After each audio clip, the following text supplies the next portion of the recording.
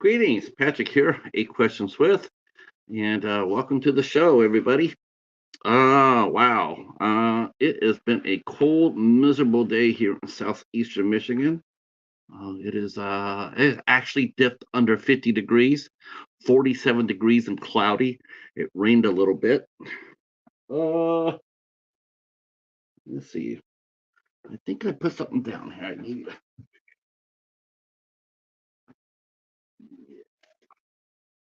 All right. You know how things are here. We can't operate without the calendar. I'm lost without the calendar. Um, yeah, I think the button that shows up here says some of your destinations have airs. I think it's to Facebook because I go on early. I always put it down as 8 o'clock, but then I go live 15 minutes early and saying that they might not get that until 8 o'clock. Wow. Hey, Joseph. Joseph, the horror guy, is here. All right, we're off to our rocking start already. I saw the Ice Lord went live. That son of a bitch. I'm telling you, I'm already regretting the fact that I got 2 boutique items at the library today because I knew this was going to happen. I knew the Ice Lord was going to say, bala to bala. Uh,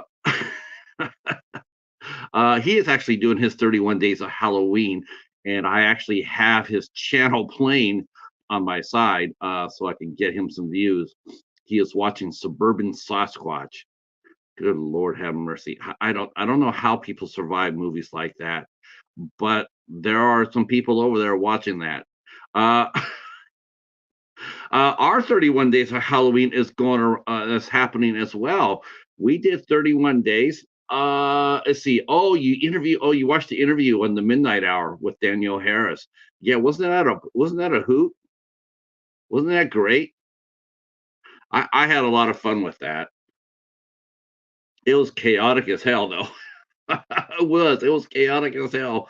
But yeah, that's still to this day is the Midnight Hour's #1 show as far as views go. And just like I always will, just like I always have, I tip my cap off to Steven from the House of Horrors.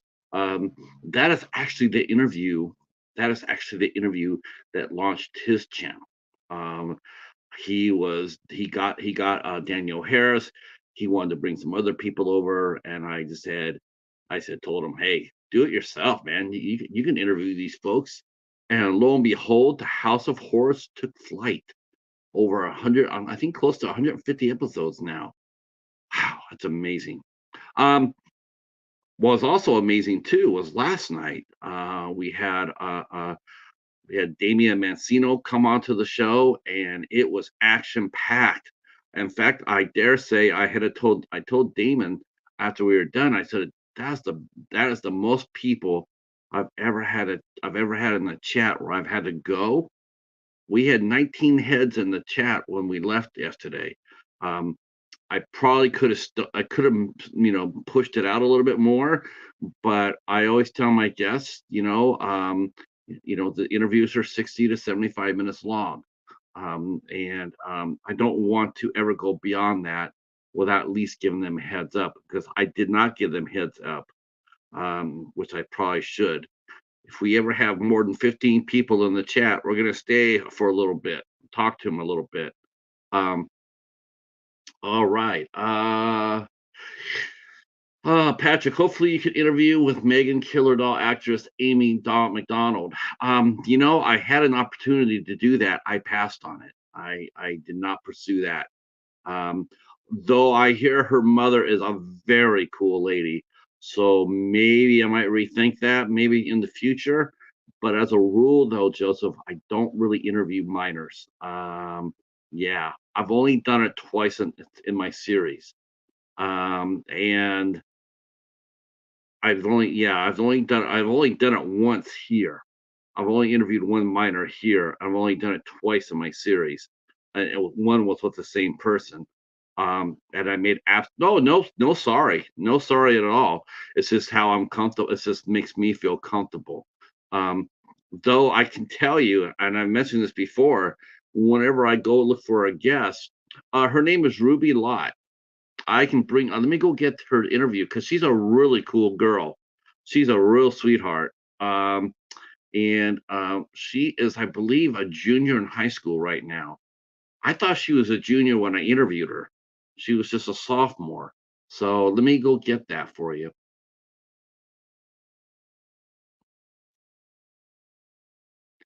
Yeah, I really liked her quite a bit. I love her mom. Her mom is really cool, and Ruby is very, very grounded. Tell you the truth, I tell you who she reminded me of when I talked to her and seeing how she's doing her career.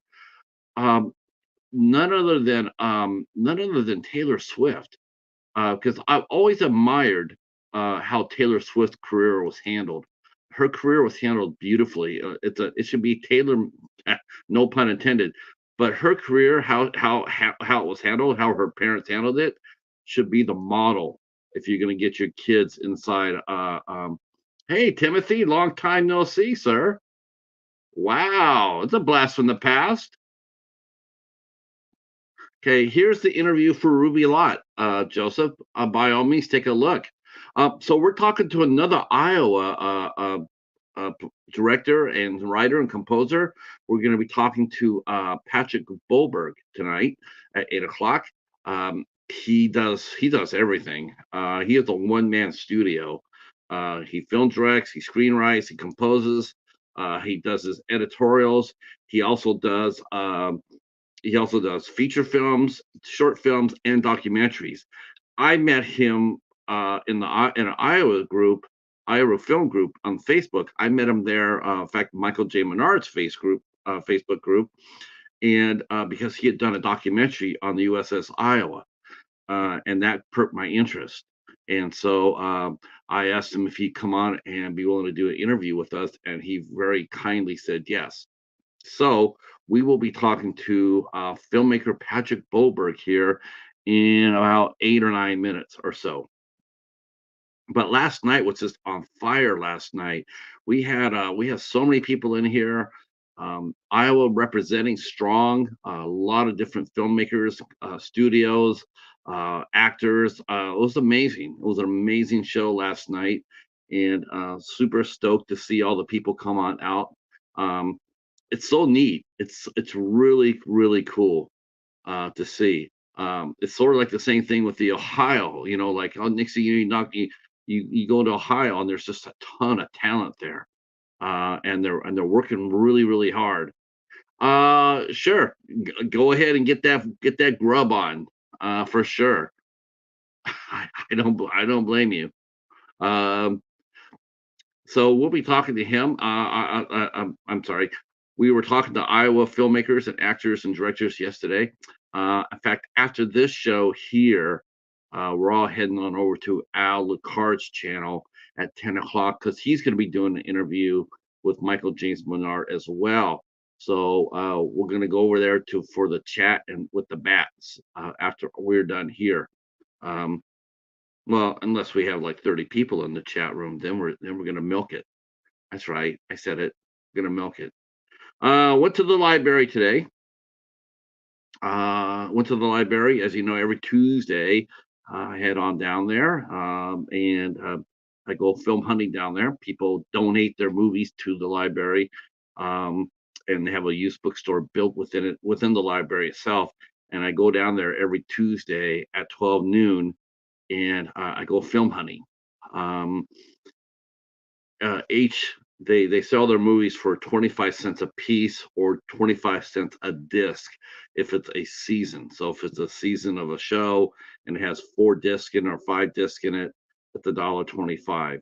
But ordinary movies, Blu-rays, movies like that, it's just 25 cents.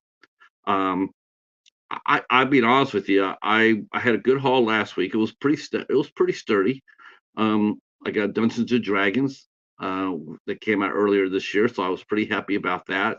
And I got 2 martial arts films. I got a Chuck Norris movie called Top Dog, which is an action comedy film from the late '80s.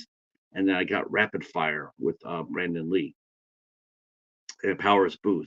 So I got that from last week, and that's a pretty strong haul right there.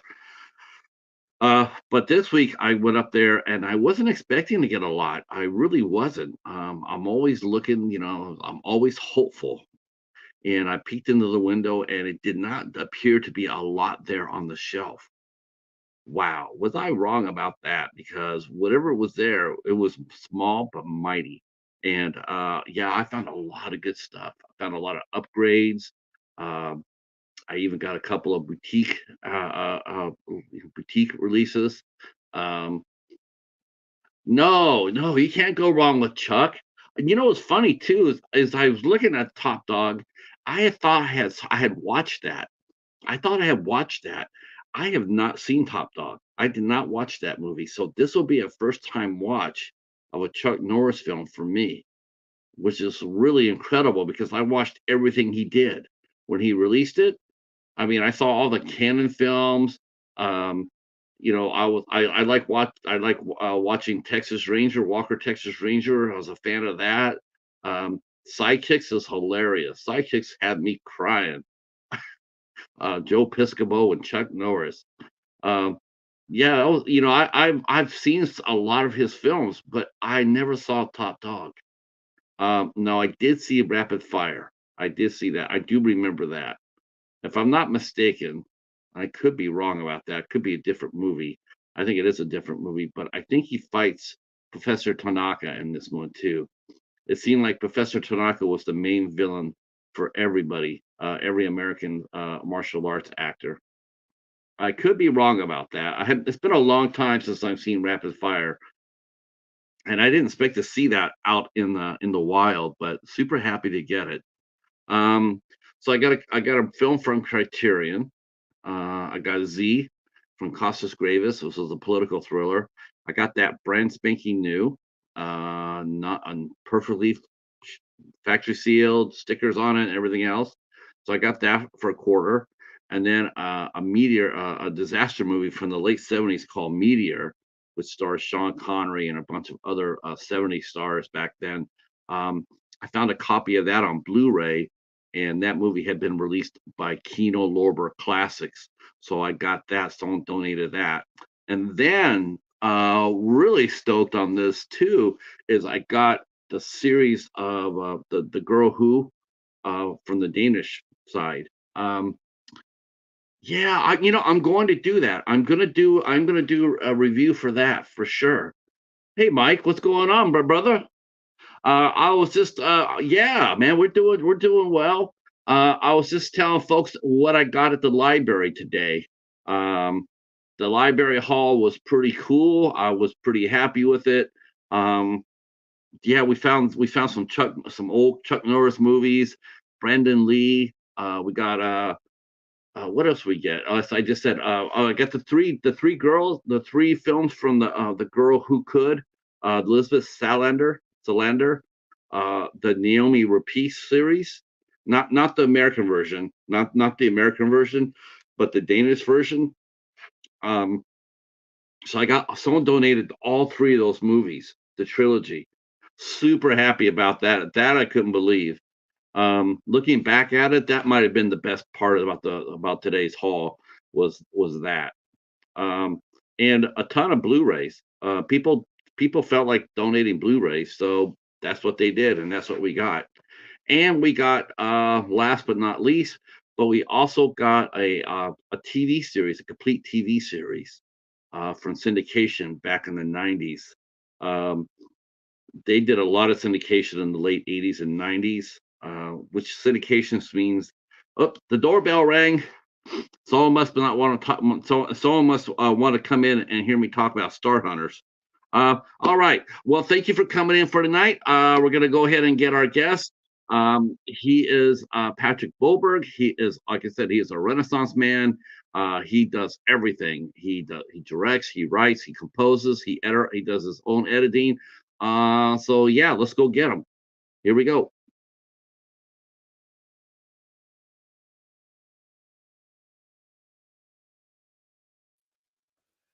Hello, sir. Good evening. Good evening. How are you Wow. doing? All right. Good.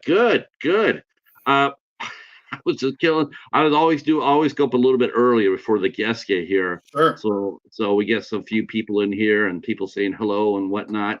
In fact, your fellow Iowan director just walked through the door, Oh, Michael James Bernard. hi, Michael. Yes, making them rants in Iowa. We had so much fun last night. We had Damian Menard, oh God, Damian Mancino. I almost said Damian, New Jersey, but that would have sealed my Oh, fate. yeah. Yeah, we I can't say I listened to the whole episode, but I did get past that part, and it seemed like a dangerous moment for you. yes, dangerous. Yes, I think he said Damon told me off camera says if you look at the word dictionary if you look at the word New Jersey in the dictionary, you'll see yourself in a triangle hold, and I'm going like that's good enough for me.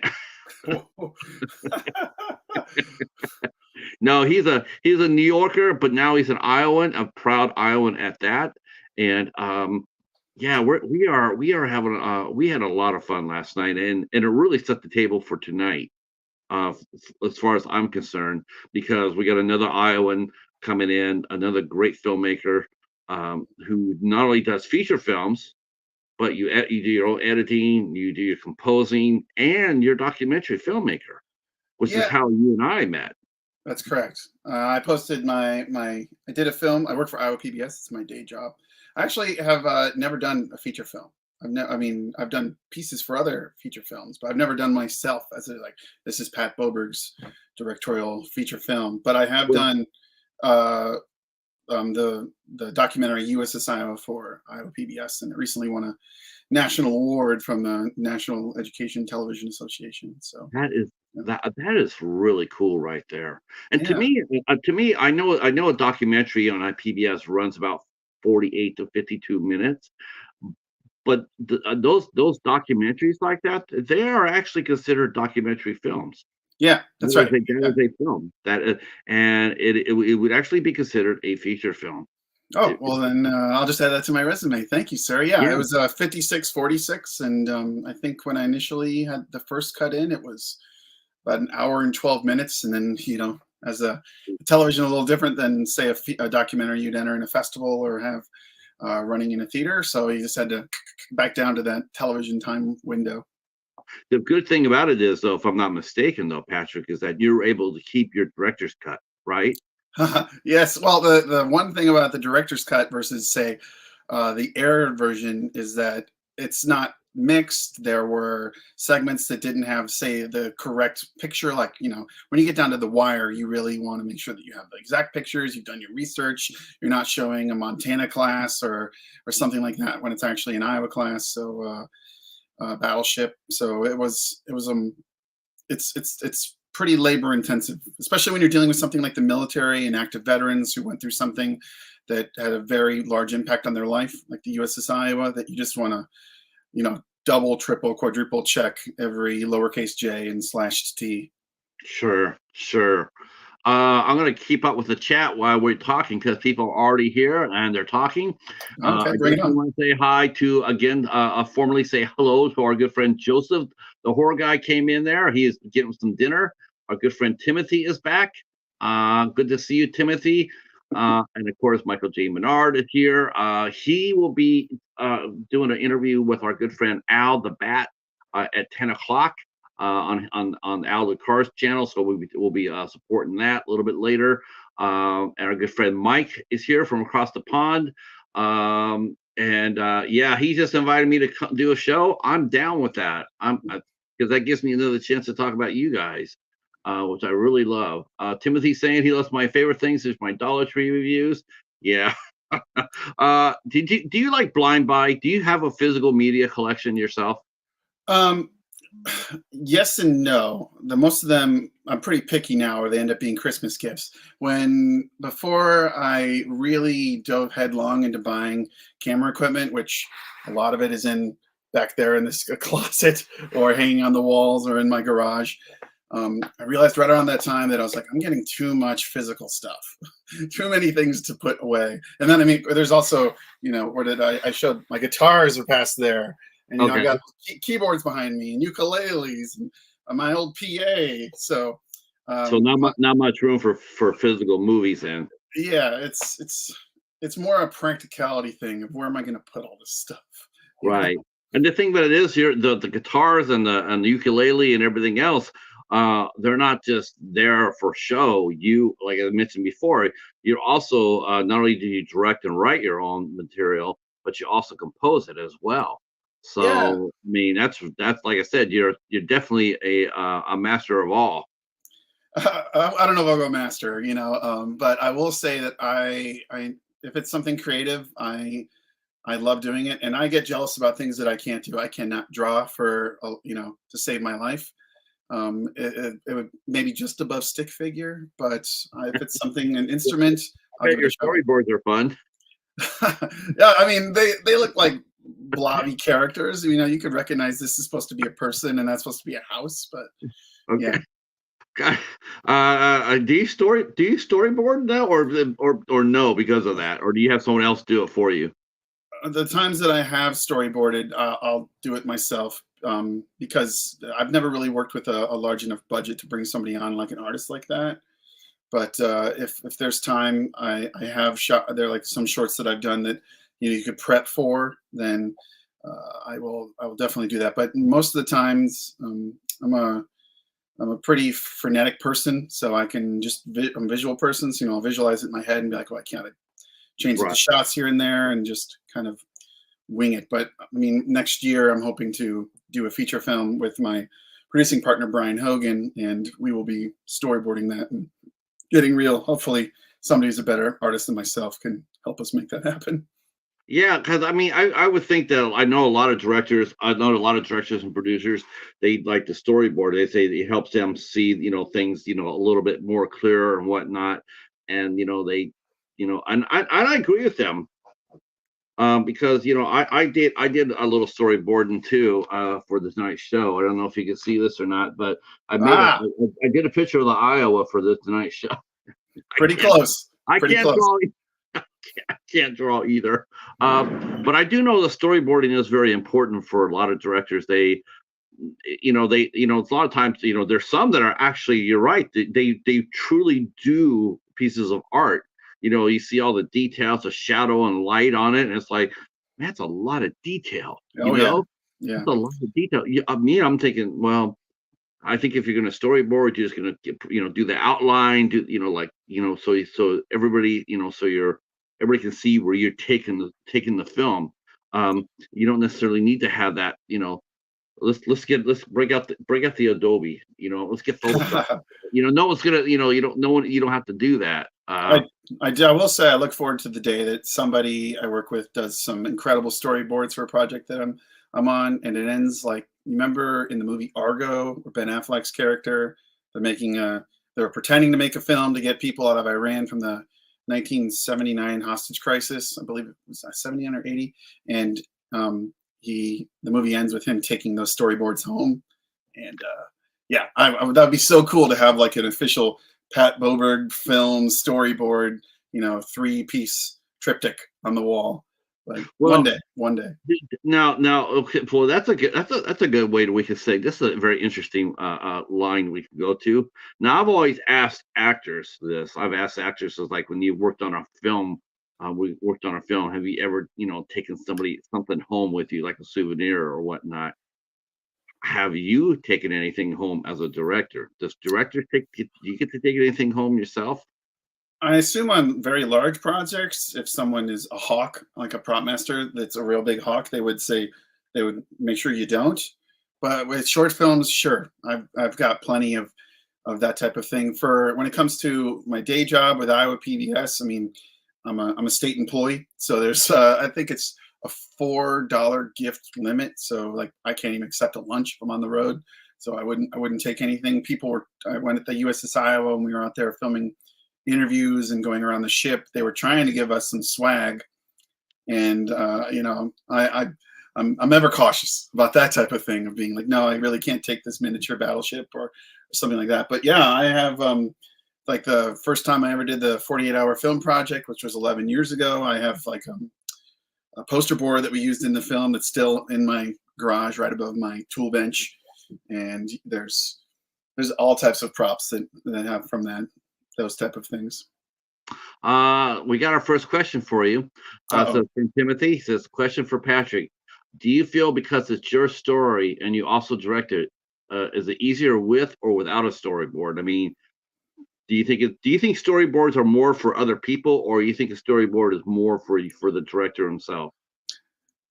If you have the time, storyboards definitely instill the confidence in everyone that you're working with. Before I worked for public television, I worked at a nonprofit, and I was the only person in video, and we were working up all these promotionals and promotional videos and commercials. And you can talk until you're blue in the face, but for people who either work in written communication or are marketing people, they need to see it. So it's definitely going to instill a lot of confidence in your crew, especially if you're doing a feature film.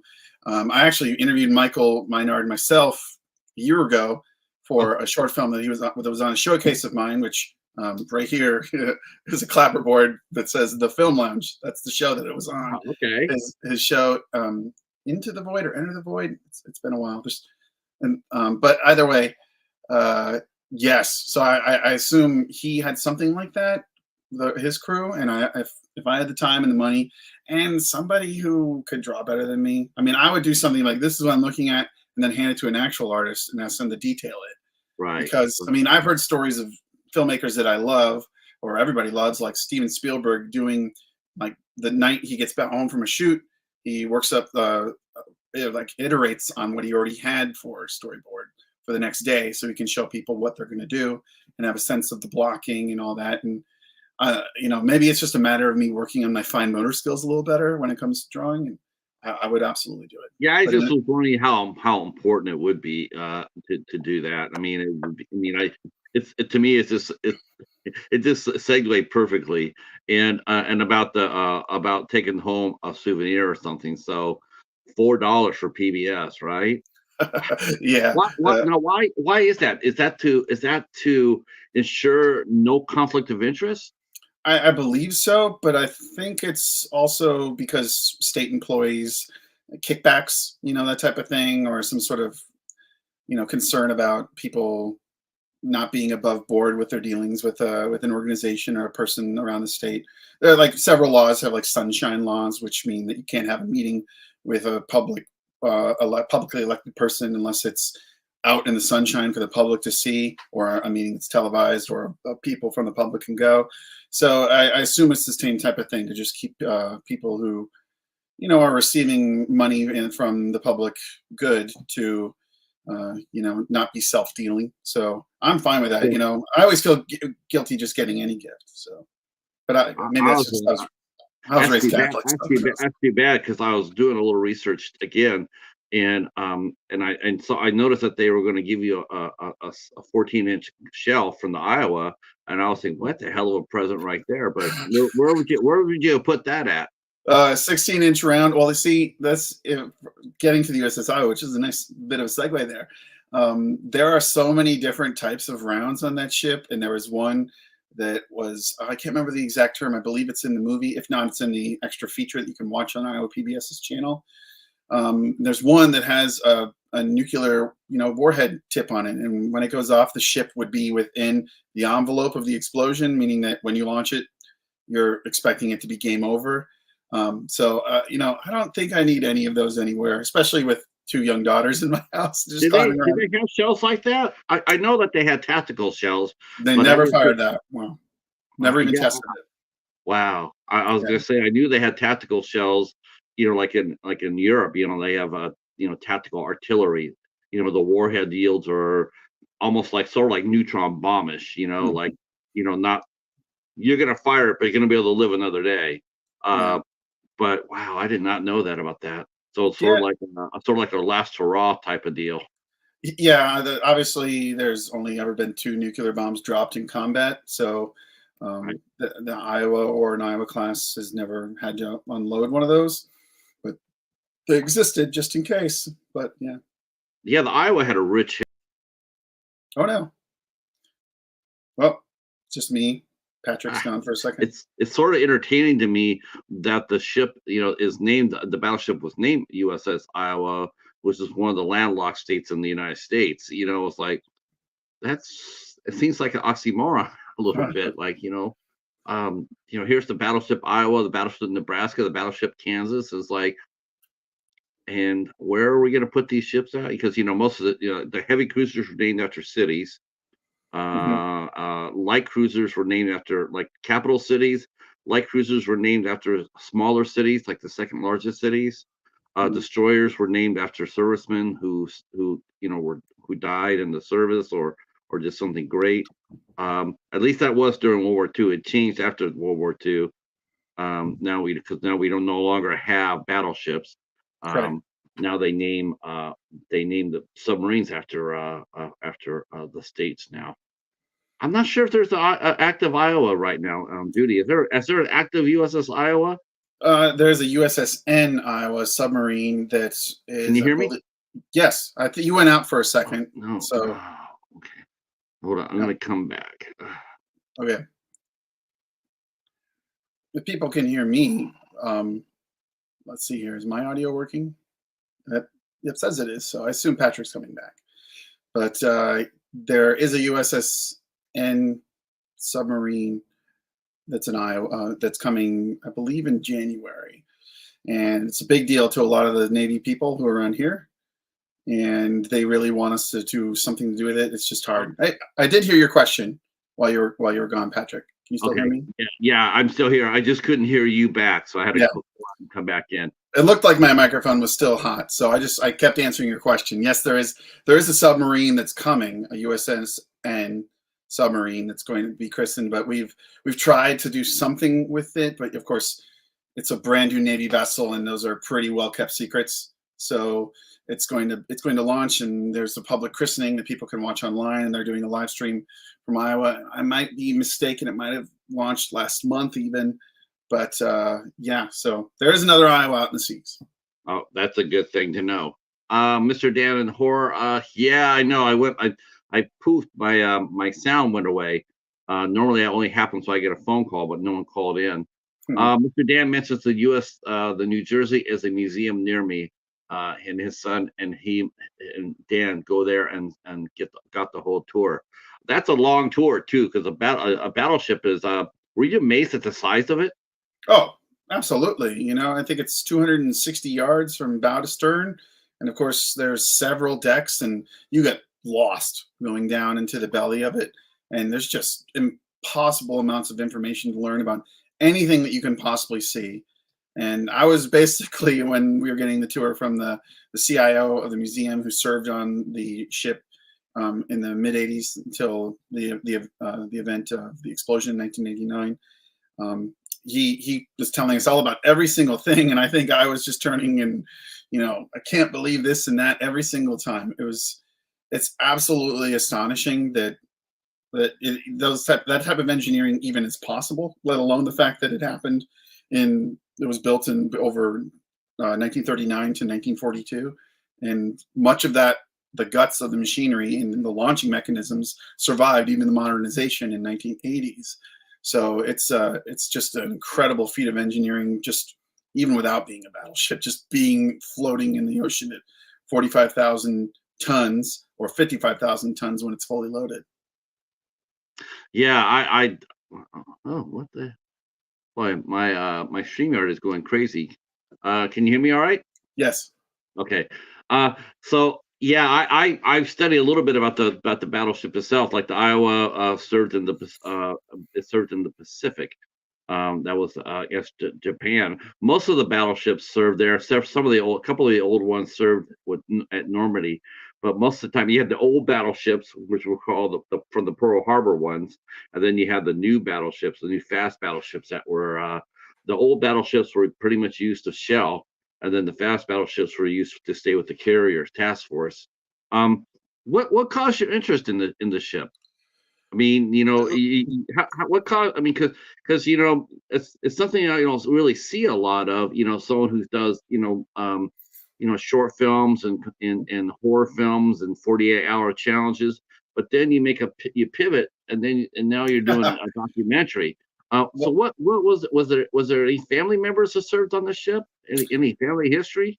Well, it's important to remember the schism in my life between my day job, which is Iowa PBS, and my hopeful side hobby that I would love to make something more with, making films outside of it. Because Iowa PBS is a day job. This project was started in 2018 by my supervisor, and then he got promoted, and I inherited it. But on the very first shoot in 2019. I went along and I was filming all the interviews, walking around the ship. If you watch the documentary, you see a lot of moving cameras. That's me walking with a gimbal with my camera on it. And then a pandemic hit, put it on ice for 2 years. We couldn't travel outside the state for health reasons. And then by that point, when it came back, it was my documentary. So I had heard of the ship. In the state of Iowa, there is a model of the USS Iowa scale replica in the state capitol building, which is right here in Des Moines. And I remember seeing that when I was a kid. And I remember when my supervisor, Andrew, asked if I wanted to be his shooter on the trip. I was like, oh, yeah, I remember this. And then looking into the history, of course, it's like, absolutely, I want to be a part of this project, And just the factor that it's called the Iowa, and it's the Iowa class, and it was basically the flagship for almost all the important naval battles in the Pacific, and most of the important naval history. In fact, it was the flagship up until the moment of the surrender in California when President Truman was coming, and he said he wanted to sign it on the Missouri because he is from Missouri, or was from Missouri. So, there's just too much like interesting Iowa connection, Iowans who served on it, that make it just an absolute yes project for Iowa PBS.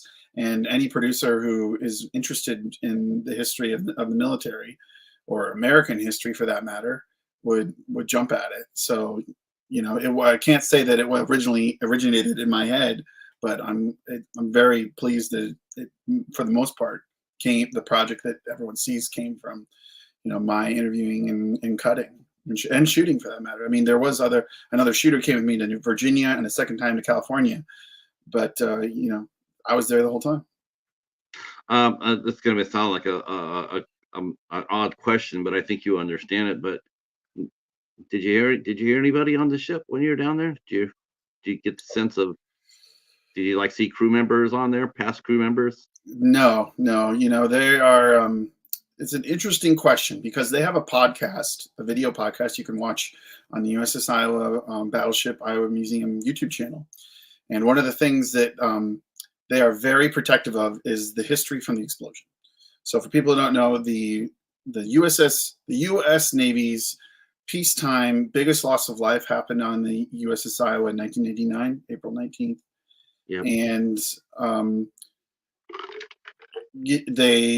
since they've reopened it as a museum starting in 2012, the one thing that they've guaranteed they'll never do is, and I think this is smart, is do something like a ghost tour, or something that would. Oh gosh, you can't do a ghost tour. You either hear it or feel it, or you don't. Yeah, and I would never even venture a comment in that direction because I don't feel like I have the right to especially for somebody who's never been on I used to live in San Francisco for a couple of years, and I went on the Hornet, which is out there, and I've been to Washington D.C. and Boston, and been on the Constitution and other ships that are over there. But I have no day-to-day life on those ships, so every time I walked on it, I was just blown away. There's probably several things that I missed. So to feel anything like that, that's something from another person. I mean, there are several people who I interviewed who have very hard feelings about their experiences on that time and what they went through. And they said things that are near that vein, but sometimes you just got to make calls about what to put in and what fits, especially in an hour. Yeah. Well, I was just talking about if you felt it just while you were filming, because it's a battlefield. Sure. It's a weapon.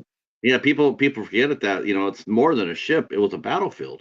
Right. It was a combat. Men died on that ship, and fought on that ship and lived on that ship, and I just I've been to Gettysburg, and I've felt that. I felt felt that, and I've seen it in my mind's eye. I could see it. I could see everything happen, and I'm sure if I got on that ship, I would hear and see the same thing as well. Maybe because there's appreciation of history. I don't know. I mean, maybe people are more open to it the more they study history, the more they, immerse themselves in it. Because you would have to immerse yourself into the Iowa's history in order to tell your story. You just couldn't come up there and set up a shot and get all the okay, the ship was 260 yards long. It carried 14-inch guns, carried 20 millimeter. That doesn't really. I can get that by reading a book, but when you're doing a documentary, to me, that a part of the documentary is getting the person who's watching it to feel it. Sure. You have to feel the history of what you're looking at. If you're just sitting there and all you're looking and you're not feeling any sort of emotion while watching it, then I don't know. I mean, did the filmmaker? I mean, I don't think the movie fails. I just think the person who's watching it didn't get it. You know, Ah, okay. they didn't get it. Yeah. When it came to like narration, um, so it's narrated by Ron Livingston, which we wrote, and there's the people that were interviewing who were talking about the things that they saw and existed over the entire history of the ship. And I we took the tack that you to really revere someone's memory, you don't try and you know paint some picture that you don't personally experience. You leave that to the person who is the subject of an interview to get across. And there were a couple lines that we towed with certain people talking about the explosion and like clean up after the explosion happened. And we had some long discussions both with the people who run the museum and with veterans to make sure that what they were saying is representative and emotionally okay. Because when you're talking about like combat and loss of life, you're talking about things that have greatly affected people in ways that I don't even know. So when you talk about sitting on the ship and experiencing things, I can say that yes, I had a great appreciation for the idea that this ship was out at sea and what that would be like, and the heat and the wind, and just being in a room that was louder than anything I've ever experienced, even though I used to be in rock bands and things like that. But when it came to writing for our narrator, those type of experiences, that wasn't our place. And that's kind of like when we looked at the documentary, you have an hour for Yeah. PBS's purposes. And it's kind of like the you could write tomes or whole like just legions of books about the ship, and there are tons. There's one that someone was working on that was just about like the wiring of the ship. And so it's just not my place to do some of that stuff. And if you are interested, there is a lot more you can do, especially when you get down into the museum portion, which is like a straight up, you're walking through museum with photos and experiences. And this is from the turret that exploded and it's singed, and they're showing pictures of caskets wrapped in the American flag. So if you see our documentary and get interested, you can certainly do a lot of research and hear from people. There is a gentleman that we interviewed who happens to have like a 30-minute YouTube vlog just talking about the day. And that is much more powerful if you want to experience his recollection and his emotions over the thing, over what happened, than what might be me stepping across a line writing about heat and people's deaths. And there's just certain lines that you need to be wary of when you're making a documentary, especially when it comes to making something through the PBS brand. There's a lot of protection for subjects and the content. I love the fact that like I've never talked to anybody who actually worked for a PBS station. I don't know how that works. Like I used to watch a lot of PBS where I lived in California. And like at nighttime they would roll out series and whatnot, and during the afternoon they roll out the kids shows and what have you. But as far as find out local affiliates handle their own programming, how did you get involved with PBS? How did you end up joining them? It's like any news station in a way where people apply and get hired, but you have to have years of experience to prove that you're a good person to bring on at any station. And I worked in news for a few years, and then I worked in nonprofit video production. And there just happened to be, when I moved back to Iowa after living in California, that job. I always say that if once you buy a house and get a mortgage, you are living in that place for a long time. Like my personal thought was, I would get I do the news reporter hopping to city until I found the place I wanted to be. But we moved back to Iowa and we bought a house because it just made sense at the time. So I'm here. And then the best video production job in the state of Iowa, and with a journalism bent, is Iowa PBS. And I love my job. I've done so many different things, but before Iowa PBS, I was at a news station out of a smaller town in Oskaloosa. It's called Oskaloosa, and I produced a travel show. They had a similar documentary style biweekly program where it was interesting people and subjects related to the county and the region. And then, I just learned every type of camera trick I could and video production trick I could, and got obsessed with gear and graphics making and all that type of stuff. And that just happened to land me at PBS. And like you mentioned, there's the whole smear of content. It's not just like, say you work for an NBC affiliate and there's game shows and sitcoms, and then there's the local news. We have human interest programs, we have political programming, we have sports programming, we have agricultural programming, we have children's programming, travel programming. I've worked on every single one of those things at Iowa PBS, and there's probably versions of that in different states around the country. But I think, we like to wave our own flag at the quality. So what's shown in Iowa is not shown in Michigan. So so Michigan PBS, let's say at 2 o'clock in the afternoon, I'm not going to see the same thing you're seeing at 2 o'clock in the afternoon. You might have something different, as long as as long as it pertains to your state. Correct. I didn't know that.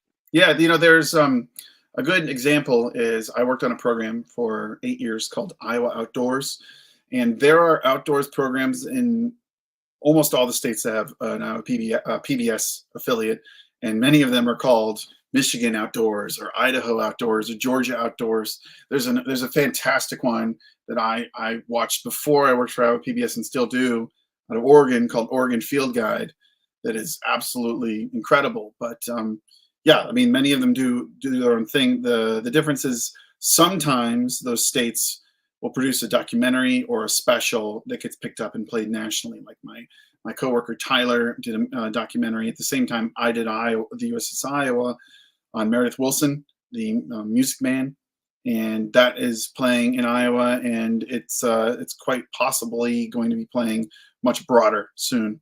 So I have no say in what goes broader than Iowa. It would be quite. You think Iowa will get national exposure? I'm thinking that it's tailor made for it. It's possible. It's won a national award. It's nominated for Emmys and might win one this weekend. I don't know yet, obviously, about that. But we went to. The ship itself is in California. We went to Virginia. There are veterans in the Navy, obviously in every state and territory, and people who served on the Iowa are not just Iowans. There's a great photo that it's in the film from the 80s of all the people that were serving on the Iowa in 1984 who were from Iowa. But there's an even better one that I couldn't get the rights to from the Korean War. There's like 300 people from Iowa, and this is when there was 25,000 people serving on the ship. I think I might have that number wrong. But 25 who served on her from launch till now. No. This is the crew size went down every decade because the technology changed and they didn't need to cram as many people on. But there were 28,000 people in World War II, and then a little smaller in Korea. Yeah, 2,500 man crew, and then it got smaller. Yeah. A carrier. Well, actually, I'm taking back. Carrier was probably 2,500. Battleship was probably in the high teens, in the 1,800 or 17. You needed a lot of men to operate an Iowa class battleship.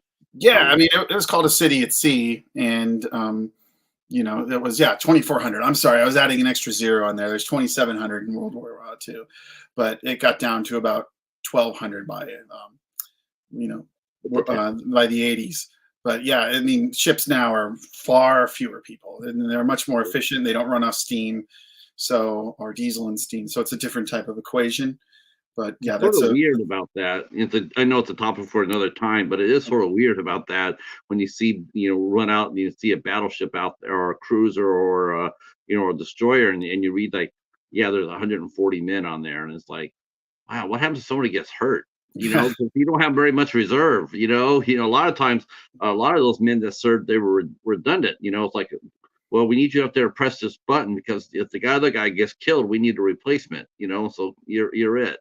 yeah. Um, I was just going to add that one of the people that I interviewed who lives about an hour from me, Vernie Hart, he served in the 80s, and he was talking about how you could get an extra, you could get like a pay bump if you learned other people's skills. And there was one version of that type of skill learning thing where you could learn every single thing on the ship. So if if there were to be a catastrophe, they could get the people who know how to do everything to go fill those extra spots. And I found that fascinating because if I were serving on a ship like that, I think there's, like he said, there's a lot of time in the day, and you just want to know everything about what you're doing because a lot of the people who serve in the Navy love the ship, love that they're on in particular. yes, And there's no ships other than carriers that are the size of a battleship. no. But so naturally you just want to figure out every system. And Well, if your good buddy is not available, you could fill in. it's funny because you mentioned during a documentary, there's one gentleman who he joined the Navy. He wanted to get on he wanted to be on the battleships. I mean, Yeah. they were a dying breed, but he's like, I put out every duty they put up to me. I always said battleship, and I didn't think I was going to get it because it's battleship because it's going out, but he got the assignment, Yeah. and you could definitely tell he was so excited about it. I think the only thing I would probably do if I served on board a battleship like that is I would like to have my duty be as far up close to the deck as possible. Yeah. I That would was not want to be down in the engineering section. Yeah, one of the key guys that we interviewed, if you go to the Iowa PBS YouTube and watch the special access tour, Dave Canfield, he's in the regular documentary quite a bit as well. He was saying that when you work below the main deck, you pretty much have no idea what's happening above the main deck because you just spend almost all night and day below there. He said there were days where he would not go up and get fresh air or see the sun. And I think you're right because it sounded like from him that one of the first things that they do to new people is make them work in. It's not the engine room; it's like a room where they basically watch a meter go up and down for steam that's going. Oh, it's a boiler room for the steam pressures because if it's sending condensation, it could make the engines explode, and if it's not sending enough heat, the engines won't move. So it's all you do is you stand there, you watch the meter, and you make minor adjustments. So that is an old technology from the 30s that I assume they have done away with, but that was very low in the ship. And I've heard my dad talk about painting like the outside of a warehouse in the 70s and how bad that job is. I think Yeah, I'd rather paint a warehouse than sit at the bottom of a battleship and watch yeah, a meter go up and down. yeah. Me too. That would not be my duty. I would like to, I volunteer as a captain. Uh, Yeah, wouldn't we all? Wouldn't we all? uh, so let's slide on over. Let's talk about the creative side. But I am fascinated. I can probably talk to you about this all for the whole show. To tell you the truth, Mm. I'm a World War II buff, so I'm totally military history. So I'm totally captivated by it. I would love my dad. My dad, he actually worked on Mare Island, and he used to work on diesel boats and nuclear boats. And Which is really funny because he didn't know how to swim. Yeah. And yeah, I was like, well, what is it like there, Pop, when you're sitting in a boat, a sub, and knowing that something goes wrong? Well, I said I guess that'd be it. I'm like, but you can see he really didn't want to talk about it too much. You Um, know, can I just add one thing that I sure. learned from a lot of sailors? volunteers are big on the USS Iowa. It's like basically the way they make it happen is volunteers, and so many of them are old Navy men, and a lot of them that are still left alive were Vietnam veterans. And to the man, every single one of them said they joined the Navy because they didn't want to be on the ground in Vietnam when either their name was pulled or they enlisted. And I totally understand that. But they also said that before they didn't even realize it, but they so glad they did because they all fell in love with whatever ship they were on. And these are older men now. Many of them are in their 60s and 70s or late 70s, early 80s. And they were just talking about how they volunteered at the Iowa, even though they were on a submarine or they were on a carrier or a destroyer. It's just because they needed to be near the Navy. So it's that's something else. I mean, my grandfather in World War II was he was in the Army. He was a grunt, I think second or third day on Normandy Beach, and that's about as close as I come to military history. But I mean, I have some friends who've been Marines in the Navy, but I don't have firsthand experience.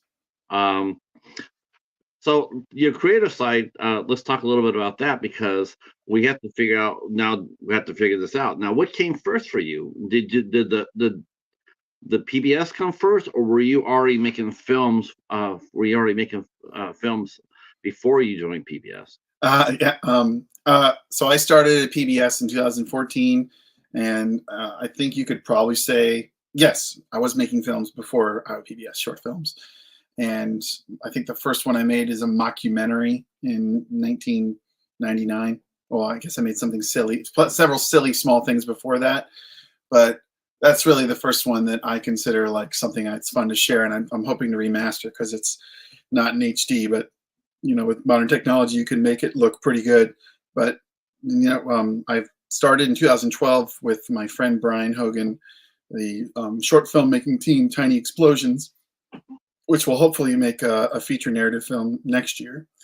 But we have made 29 short films since 2012, and it is my absolute favorite thing to do. I mean, I'm a musician, I'm a documentarian at work. I've done journalism. If it's creative, I've made a puppet before. If it's creative, I love to do it. But there's just something about being on set that just absolutely makes the time fly. I made a short film on this past Saturday. That's probably the best thing I've ever made, short film wise. You did you did the 48-hour film challenge, right? Yes, there's two in Iowa. There's the regular 48-hour film project, and then there's the 48-hour horror project. So everyone gets a subgenre of horror, and we pulled clown / funhouse. So we made a funhouse horror film. Oh, you got assigned your genre. Oh, yes, you pull them out of a hat, and we could do clown or funhouse, or we could do voodoo witchcraft. And considering our crew is white Iowans, we decided it may not be the best for us to do voodoo, and witchcraft just wasn't singing our song. So we made a funhouse horror film called Wheel of Death. This is a very different story from the USS Iowa PBS world. So no, I'm down with it. I mean, that's good. No, I'm a horror buff. That's what most of the people we talk to have their hands drenched in blood. So yeah, if you go back and watch some of the episodes, you'll catch that common theme. Like, God, these guys do a lot of freaking horror. But yeah. Well, I think there's fewer. I would be impressed to find filmmakers who, if we were to number them all by what brought them to film, I imagine horror brought more filmmakers to filmmaking than any other genre, because it's just such a visceral thing for so many people. And if you want to do horror comedy, that's another thing. It's like comedy and horror are so close together because they're both just reactions that you have instinctively. And it's just so much fun to make a horror film. I'm not the world's biggest horror fan, but if I turn my camera wildly over there, Alien is my favorite film, and I have an original one sheet from 1979 that my friend Brian gave me, and so when it's presented as an opportunity, it's hard to turn down, I think, for most filmmakers, because Yeah, Nothing and does that. most filmmakers say that that was their gateway. You know, that was their entry into filmmaking was horror, and the reason why they mentioned it was because it's so cheap to do. You know, you Yeah, just need that too. to, you know, you just get some blood and get some guts, and you can go and make a horror movie. You know, I want to add on that because it is cheap to do, and you can make the mood carry the story and the pace for a while. But at the same time, I always say if you're gonna have something happen in your film, show it. There's a lot of horror films out there that people make where there's a monster, you don't see it, or there is a death and it kind of happens yeah, somewhat off screen, or it's low scale. But last year we made a horror film for 48. We made sure that like there was a big blood gag, like just a shotgun blast of blood at one point. And this year it's pretty much the same. Like my buddy Brian, who's been taking Stan Winston's film school online, just really him and our friend Chuck, who got into it as well, and Nicole, they went crazy with makeup and blood gags, and that stuff takes time. So it might be cheap, but you're on set and he goes, you need to give me 45 minutes warning before you shoot this scene because this person needs to get, like the special neck thing painted on. It's got to match their skin tone. So it takes a level of patience that, say, making a comedy about people falling down stairs doesn't, right. Right. Yeah, I mean, the makeup part about horror film, a lot of times the effects are it is the reason why it takes a long time. The shots are relatively short compared to the makeup time. You get up Yeah. there, you block it off, you rehearse it, get your camera's angle set up, and while you're still doing all that, your main star is still stuck over there in the chair for we've all read about that. We've all read about people who happen to be in costumes. They'll come in there and they'll sit in the chair for 6 to 8 hours, Oh yeah. which is incredible because you're thinking about this 6 or 8 hours sitting there getting made up. You go out there and you hope to get maybe, hopefully 10, 12 minutes worth of film for the shoot. And then you got to take it all off and come back and do it all over again. It takes a special kind of, you really got to love the craft to do it. Yeah, and if you're working in shorts, it's different because the budget and the pace are completely different. Pace of filmmaking itself Yeah. are a little more guerrilla. But for instance, the film we just made, Wheel of Death, there's the lead character. He sat in a chair for 3 hours and then all day had this makeup on, and he is in 2/3 of the film. And when we were coming up with it, what was going on? It's like if we're gonna make this person put on makeup, it can't be Alien, where in Alien you don't see the xenomorph. I think he's on screen for less than 4 minutes, the alien itself. Mhm. And you know that works in a feature film, but I think when you're like art, when you're making a short film, you want to really bring what or use what you brought to the table. So if you're going to have blood in the film, have a lot of it. If that makes sense. I like the fact that you made 29 short films. So that is you love the short film genre, which I do too. But you've done made 29, so obviously you love the format. A lot of folks do short films because they're learning the format, learning how to make a film. But when you're making 29 short films, you're making them because you know what you want to do. You have a story. You know that it's not really, you're not learning anything. You pretty well, I mean, you are, but I mean, but you've already making it. You're comfortable in the medium. You could crank out a short film in 2 or 3 days. Yeah. With the story. Um, and how long did it? When did you feel? When you first did your first short film, when did you know? When did you know after that first experience that you sort of got a handle on what you were doing? Like, okay, I get it a little bit. Like, when did it start coming easier to you, Patrick? Um, I think by 2016 we had made about 8 short films, and the goal has always been, since I fell in love with film, to make feature films. But when you have a day job and uh, eventually I've had children, Mm. I just feel a level of guilt with taking that much time away to do one. I think I'm finally getting the confidence in stealing that time away from my family to make it happen. But if let's say that for some reason I never was able to have kids, I probably would have made a feature film in 2017.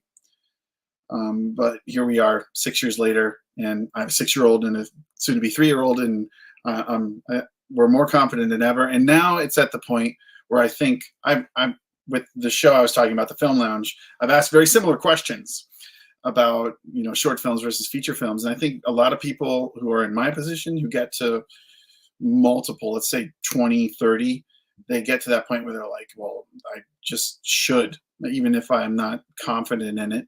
And they do. They either make like a television pilot or they make a 70-minute, 90-minute feature film.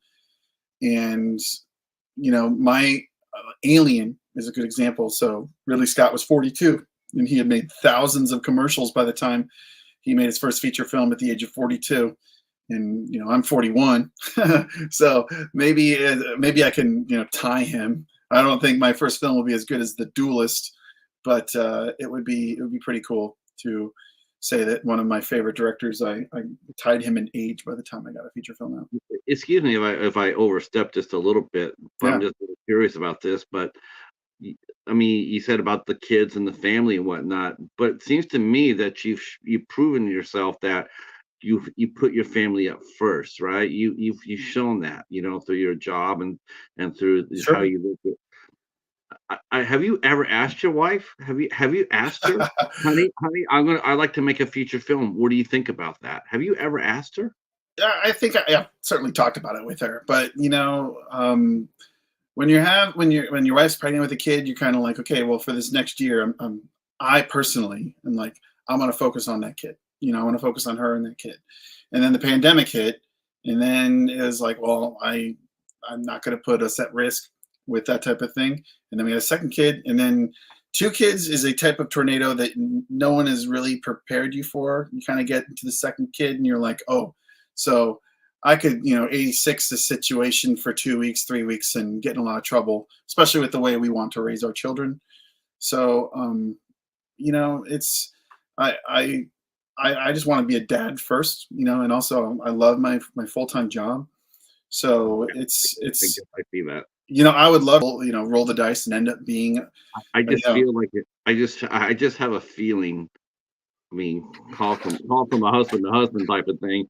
But I just have a feeling that if you went to her and you say, listen, I've already made 29 films. We got a team. In place. We got a team in place. We got a good story. I got a storyboard. I can show it to you. Nice callback. And then I honest to heaven, Patrick, I think that she would actually tell you to go to do it. Yeah, I'm not nervous about that type of thing. I think you're right. I think she'd be very excited for you. I think it's just the nature of the way I kind of look at the parenting. But yeah, I think you're right. And it also is a story. But I've written several feature film scripts, and many of them are too big to pull off. Like I wrote a feature film script about POW camps in Iowa, and it was all German POWs who lived in Iowa. So I was like, well, I need 8 people with German accents, and I want it to be good. I don't want it to be the independent. These people have terrible German accents type thing. So I kind of shelved it until one day, and it was like a prison escape type thing with multiple different versions of prisons escapes. But that one day, but it's just a matter of what I feel confident in making. And also, until really making Wheel of Death, I've always been just a little hesitant in making a horror film because I want it to be good and not in like the trauma films type good, which my buddy Brian is a big horror fan of all flavors, but and maybe leaning more into the B side or exploitative horror films. Well, let me ask you this. Yeah. How old were you when you watched your last trauma film? I did a podcast for 9 years, and every summer we picked something. And I believe it was 2016 we did a summer of trauma. So that was 7 years ago. So 34. And I mainlined a lot of trauma films that summer. of all flavors. Because to me, Trauma was probably my first, cutting my teeth on a horror. I watched a lot of Trauma films, a lot of full moon films when I was a teenager, when I was in my early 20s. Yeah. Coming back to it now and trying to watch a Trauma film now, Hmm. and it's painful. It's painful. I It- mean, there's certain films in there that are fun to watch, and like the Toxic Avenger movies were really fun to watch. But we watched. Did you ever see? I think it's Surf Nazis or something. oh God, yes, It's those it's Nazis it's must it's die. basically unwatchable. It But is. and then there's that one that James Gunn wrote. That's like a Romeo and Juliet, and that is watchable. But most of it, you're kind of like, oh, if that came out today, they would be in so much trouble for the things that happen in it. But I don't know if they'd be in trouble, but you know what I mean. Like the culture would certainly pile a lot of I hate. hope people actually. I'm waiting for filmmakers to rise up to strike back against that bullshit. That Mhm. like I hear that all the time. Like you couldn't get away with that today. Why the fuck not? Well, Why not? Why? I mean, it's like what? It's art. It's art. It's like sure. I mean, well, in a way, they can. It's like their name a trauma film that rose higher than the Toxic Avenger, and even that's only really known by super fans or people who are big film fans. So, I mean, those films are certainly still being made, and I've sat through some short films that were you know cancelable, which is garbage. But so people are still making whatever they want to make. It's just a matter of Universal's not going to give you $100 million to make something that could get you canceled. You know, well, They- they're remaking the Toxic Avenger with a big name cast. I mean, yeah, Elijah Wood. Didn't that trailer just come out today? Elijah Wood, Peter Dinklage. Yeah, I forgot who the main bad guy is. He's supposed to be. I think it might be Kevin Bacon. Actually, might be the main bad guy. I love it. mean, they totally commercialized the movie, but they got it made. So we don't know what it's going to be like. Will we see them run over a 10-year-old kid's head? Probably not. Probably not. But you know what? You know, if, Yeah. but no, I'm just thinking about not only the trauma films, but I rewatched Blazing Saddles about a month and a half ago. That movie was freaking hilarious. It's Blazing absolutely, Saddles. Yeah, that's a yeah, good example of something that people say couldn't be made today. right. But like I sat down with my wife to watch that, let's say 8 years ago, and she wanted me to turn it off like 20 minutes in. And I said, this is, a dark comedy, farce. This is like basically a satire. Yeah. So the joke is that these people are awful and they don't know it. It's like the only level-headed person in it is the person of color that, so he's the one that you're the avatar for, seeing how bad everybody can be. And it's hysterical. But I don't know. There was that movie Dear White People that came out 2016 that was a satire that was in the same vein. And those things exist and launched that guy's career. He just made the Haunted Mansion for Disney. So I think things that are borderline offensive. And oh man, Mother from Darren Aronofsky. Did you ever see Mother? They did. Brilliant. I Brilliant. love that movie, but so many Brilliant. people hated it. They don't And even understand it. oh man, I was like, those people need to watch that thing again, or Because have somebody explain it to them. they're seeing it literally. They weren't seeing it for what he made it. Yeah. Oh And man, see, that really he's a upset me. master filmmaker. That might have been my movie of the year, to tell you the truth. It was, I mean, it's got my type of thing. When we make a short film, I always say that, I want there to be a moment in there or several where the audience kind of like looks at the person next to them and says, what am I watching? Or what did I just experience? And our new film, which, I think it's more exciting. It's one of the most exciting things is when you watch a film. Like sometimes I'll sit there and say, "This is a film that as soon as you watch it, you got to talk to somebody about it." yes.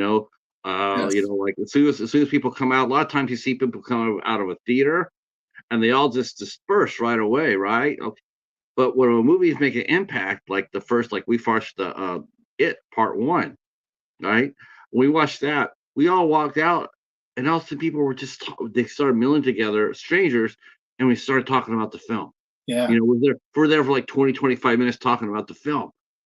I love that experience. I love them to watch a film, turn around, and then sit there and talk with somebody about it because it's interesting. It has something to say. Yeah. I think when you if you make a film and people just walk out and keep going to their car, oh, you left something on the table, you Yeah. know? Not Yeah. every film's gonna be like that, because Mother is brilliant. I could talk about Mother forever, but I watched a movie recently called The Neon Demon. Yeah. Oh, I'd be your wife. I was looking at that one flush. That movie is horrible. That movie is absolutely garbage. Yeah. And yet I think if you talk to, Nicholas, Winding Refn, he would tell you, "I was trying to do that. I was trying to do what Mother did." Well, the only thing I could tell the guy is, "Keep trying." Yeah, yeah. I think I've never really thought of it that way, but that is a exceptional metric for if your film is not only good, but a true success. Is like, are people interested in sharing their experience and reaction as soon as they see it? I can think of several times. Like, I think after I went and saw, like, say, Fury Road, these are like good conversations afterwards, and not necessarily that was the worst thing I've seen in a while type reaction.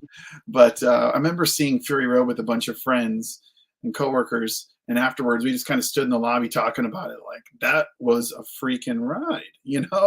And you just kind of want to just say, can you believe they pulled off this practically, and this happened, and oh man, and there's very little dialogue, and somehow it's still like a really exceptional piece of art.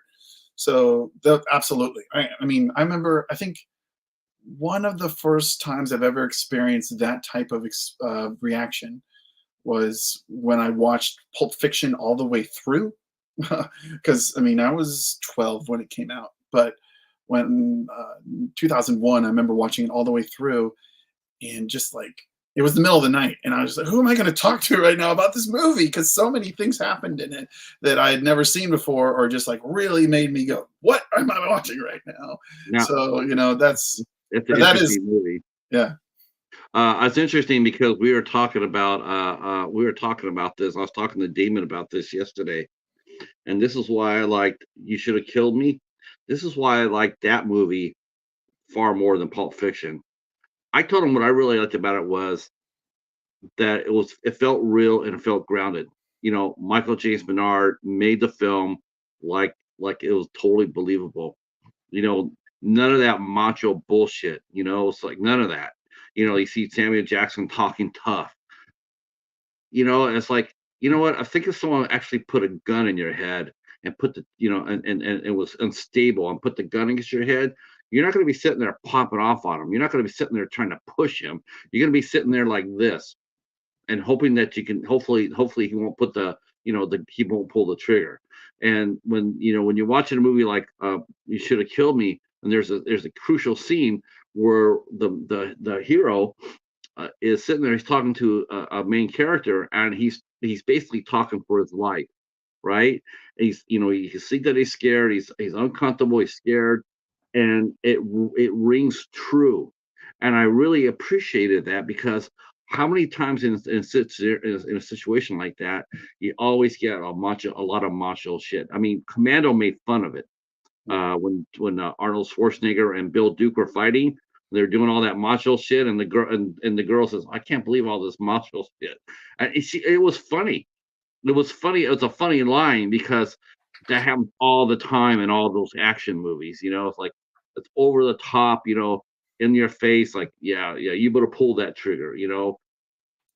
Come on, no one talks like that. I And think so you're just sitting there going, okay, you've seen that once, you've seen it 1,000 times. But when you sit there and you actually see somebody in that position and play it like a real person would, it made so much more of an impact for me watching that hmm, than watching Pulp Fiction, which was like a cartoon. I think, to a weird thing that I have to do to say, to back Quentin Tarantino, say that character just lived through what he believes to be a mythical event where bullets were fired at him and none of them hit him at point blank range. So he thinks he has a purpose. So he's kind of riding this, like, I don't know, dogmatic high.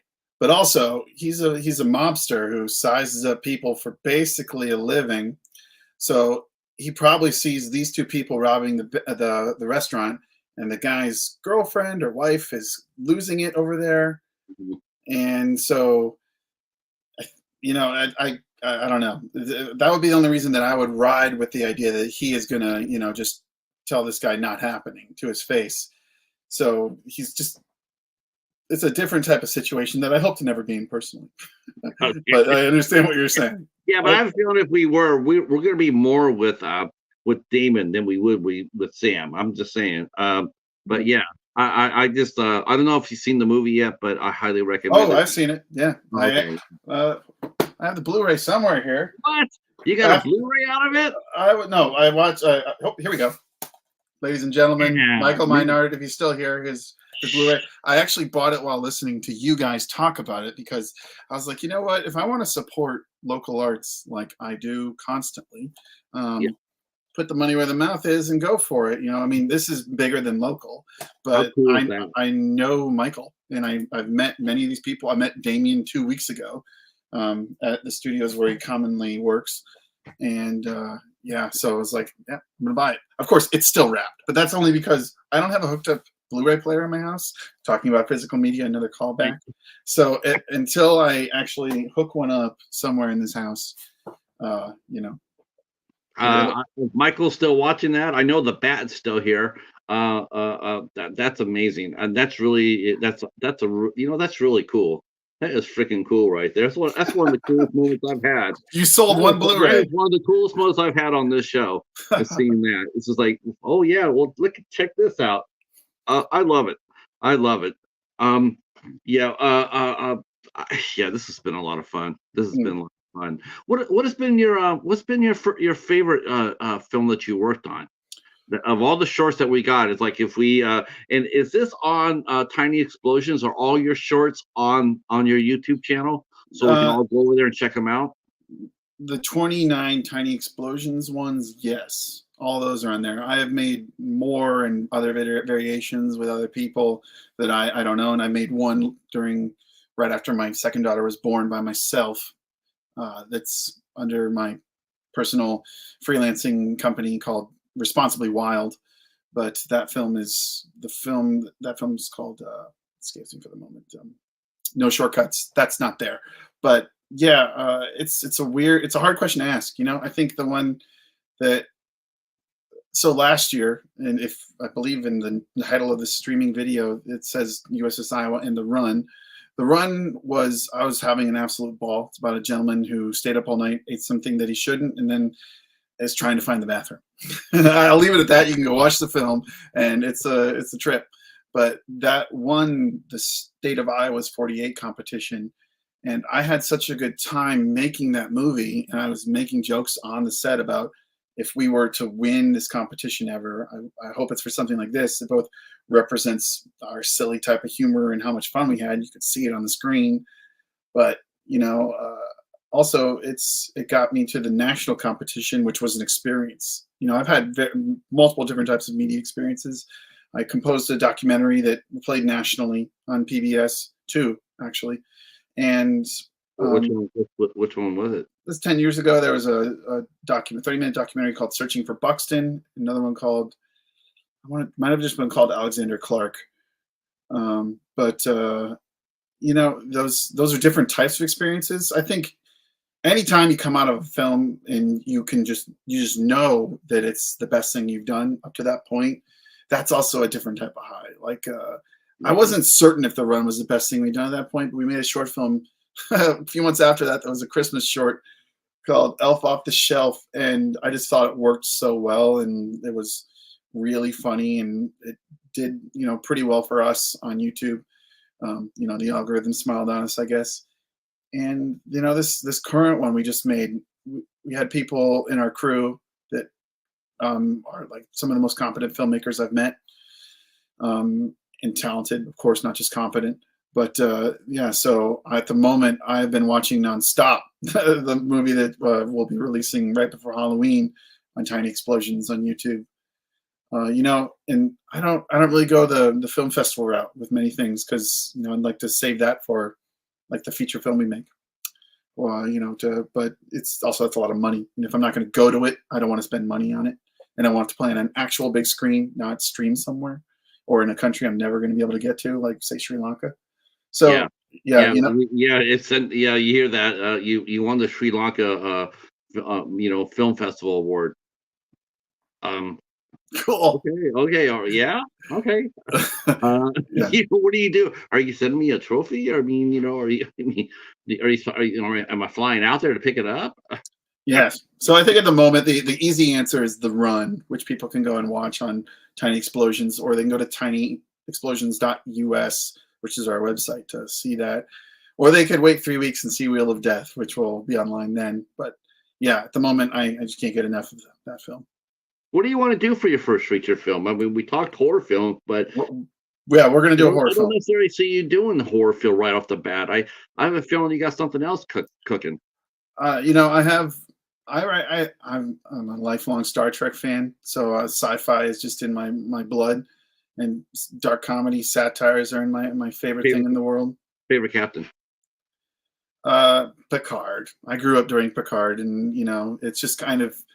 I think this is just nerdy, but I think it kind of set the template for my morality is Picard. Mhm. So after that, it's probably Pike, because the new series is so good. A lot of people seem to think the best captain is it Bishop? It's from Deep Space Nine. What's Deep Space? Cisco. That's my favorite. Cisco. Yes. Yeah, Yeah, but he's a Cisco. commander for most of the time. So come on. So either way, yes. Let's see. Timothy says, Patrick, that movie must. I think yeah, he found a place for it, Timothy, for sure. He says after he gets the right physical media. He gets the right. He gets the crucial ones. Well, I'm it changes too. So like I had a mountain of DVDs, and then Blu-rays came along, and I picked a Mhm. few, and then I started accumulating a lot of other equipment. And I was like, I'm gonna run out of place to put this stuff. And now I'm even choosier than ever. So that should tell you something about this film. Yes, and we get another chance to showcase it. To show it up. Look at that. Look at Yeah. that. I think that's so cool. I can't think of a more bigger gesture of respect from one director to another than to go out there and buy their film. I just think that's a tremendous thing. I am absolutely blown away by the camaraderie and the willingness to work together in Iowa. I've seen this before. I've done a lot of artists from Ohio, and I see the same type over there. Ohio's crazy, but now getting over here to Iowa, and all of a sudden I've seen the same thing, and it's really proven the I point lost that something here. well, people always say Am I I got to there go to. still? My microphone? Yeah, yeah, Something's you're wrong. I still just good. got a window that popped up. Oh, you're still good. I hear you. Um, it's really listen. Whoops. Oh, yep. He got knocked out. I like Cisco. Al. I like Cisco. He's the guy who won the Dominion War. I mean,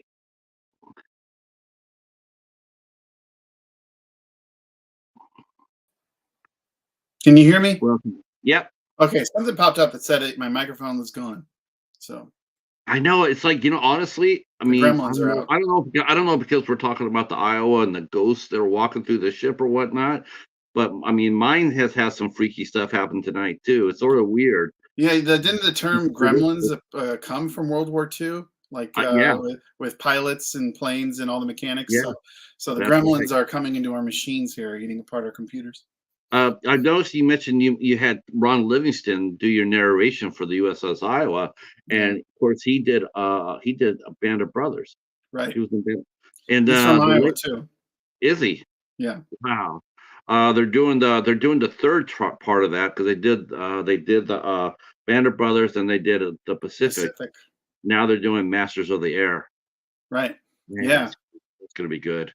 yeah. I'm sure it will. The It's Pacific. gonna be. I didn't watch Band of Brothers when it was being released. I think I was just in another world. But when the Pacific came out, I watched that in real time. That was knocked my socks off, and I learned You a know what? ton. I didn't really know much about Rami Malek at all, Hmm. but when I watched that, he stole that movie. He stole that series. His character was amazing. Yeah, His performance was just. I mean, and people were like, "Who is that guy? Who is that guy?" He's an Oscar winner, is what he is. The guy's amazing. He's an amazing actor.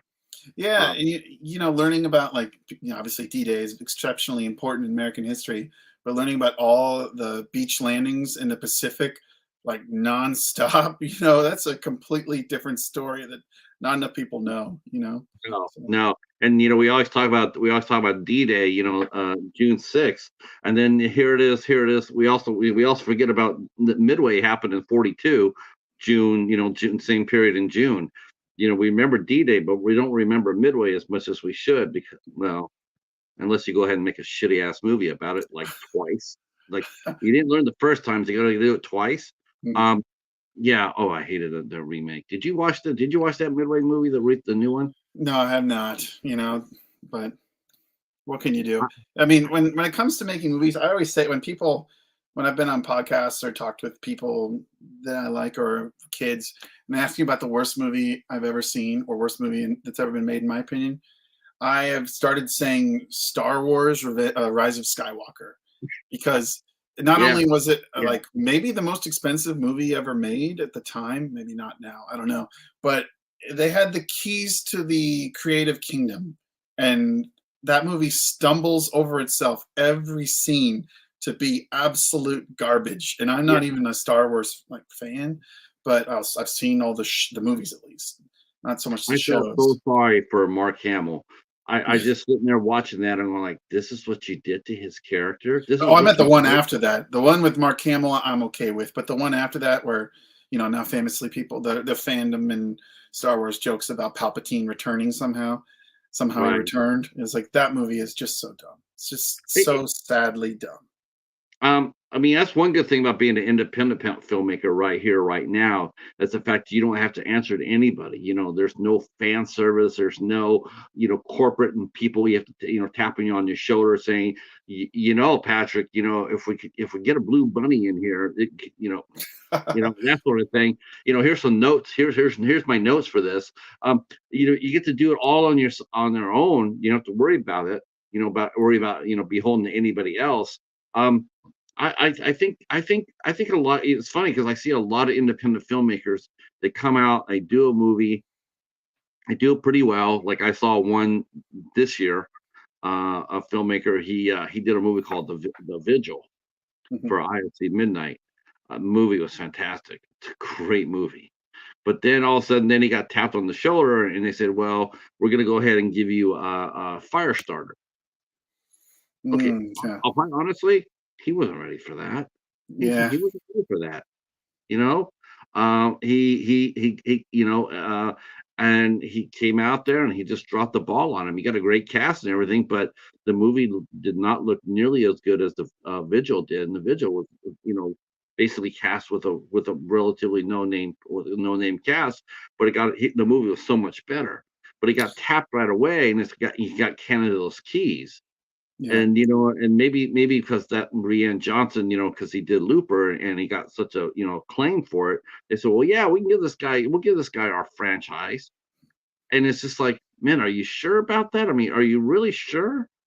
I mean, I mean, there's a lot of examples of filmmakers who have different types of careers when it comes to how they react to studios. Like so right, the director who did Cloverfield, I recently listened to a podcast with him where he was talking about he did the Planet of the Apes movies, he did the Batman, but his first movie was called The Pallbearer, which he thought was going to be a like Sundance smash success, like indie darling, and then it basically didn't. Nothing happened. It bombed, and all of his connections kind of fell apart, except for J.J. Abrams, and it really killed his confidence. But it sounded like a lot of directors learn from that type of experience that you just need to be. There's a reason that so many directors become tyrants or become like, I love William Friedkin, but he classically is known as the guy who slapped um, an actor and then blew a gun off right next to another actor's ear just so he could get them to react the way he wanted. It's like they lose their mind because they know that the only way they're going to get the people who think who like studio notes who come in and want to tell them how to run their movies, they just got to be forceful. And even people that seem really relaxed, like Richard Linklater, I love. It sounds like, and you see that when he's directing a film, that he is just a bit of a jerk, And I think it'd be surprising to see what nice guy filmmakers turn in absolute classics. Because even Spielberg has got, I think, a reputation for being decisive and fun, but also kind of like, this is the way it's going to happen. If you're an executive producer who happens to just be a suit that's filling a chair and whatever, you don't get a say. So there's got to be a smart and decisive way to be like, you don't get a say. I'm sorry, we're making it the way I said, without going over the top and being like Josh Boone or the guy who made I can't imagine. I think him and Scorsese and who else? Maybe Tarantino. I think we're down to just like literally a handful of directors, right? Do you feel like this way too? I think we're literally down to, it's almost like stars. Before, like there's no such thing as a movie star anymore. It seems every movie, there's very few actors now that you put their name above the title, and they can open a film. And we're talking like really popular names, even now they just can't do it. Whether it be age, whether it be past material, recently past material, or whatnot. But there's no such thing as a movie star anymore. And I think with the directors, there's almost like that too. Like there's no such thing as an old school director anymore. Spielberg, Scorsese, maybe Tarantino. I mean, they're all, Woody Allen. They're all Ridley fading Scott. out. Ridley Scott, his brother was a fine director. Yeah. But I think they're all just fading away. I mean, as far as that go, now directors they're almost like plug and play. Like when their movies come out, it's like, okay, like look at like the Knives series. Rian Johnson bounced back with that, but people aren't really talking about it's a Rian Johnson film. They're talking about the cast, the ensemble cast. He just has to be directing it, but he's not first and foremost in the front of the movie like a lot of directors were. Like Spielberg still is. You hear about Spielberg before you hear about this cast of his movie.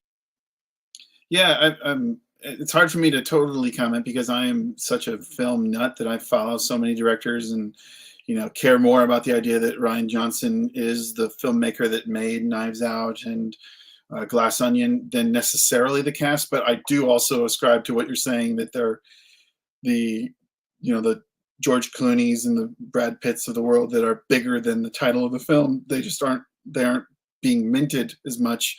And I also ascribe to the idea that that's probably, as much as I grew up reading comic books and loving the X-Men, that's probably superhero movies and franchise movies' fault, because nobody cares about, Chris Evans. They care about Captain America.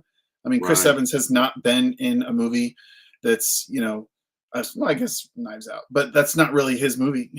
It hasn't been in a movie that really has made him had a run of, I got to see Chris Evans movies.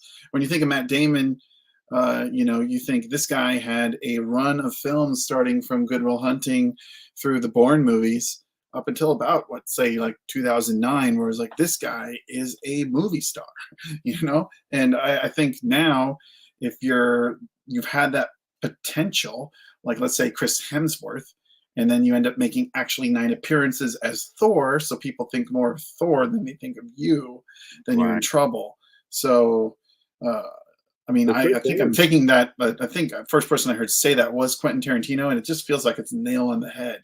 And of course, that's also because the movie industry has mostly been taken over by corporate interests and shareholder, concerns, as opposed to, the 80s, when it was wild men who had money that just had an interest in the arts. And then before that, when it was actual film people who ran the industry. Now it's just become corporations. So it's really hard to mint a movie star. Do you think all the things being cycled like that? Do you think we'll see a resurgence of directors that are above the name, above the main movies, or do you think that boat has sailed? It's a very hard thing to answer, especially from my level. But I kind of look at the idea that the top genre balloons so big at many times.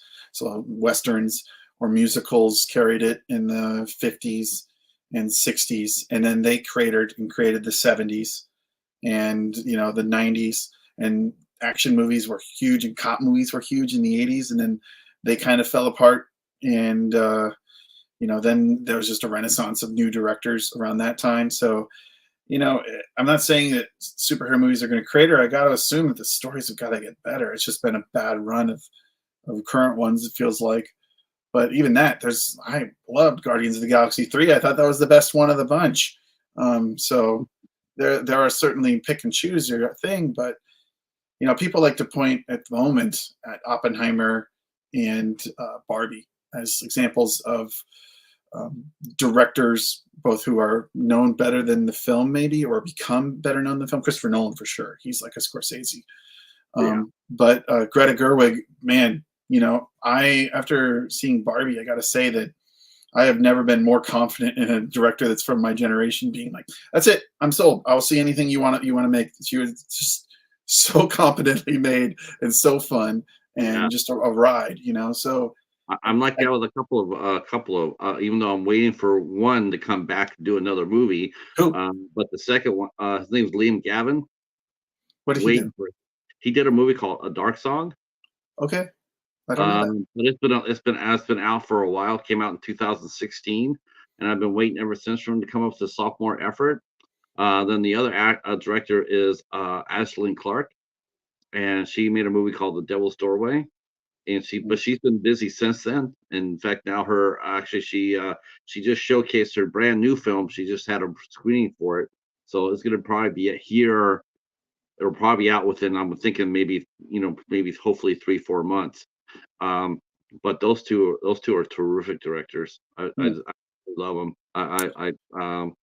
You probably have a much bigger understanding or network of directors of feature films from just above my tier. Let's say people who've made 90-minute films that have done the feature festival route, or even like Michael Meinert, who we mentioned several times, and maybe have experience just above him. So I would love to see another person just go from, let's say, Wes Anderson making a short film to making Bottle Rocket to becoming Wes Anderson.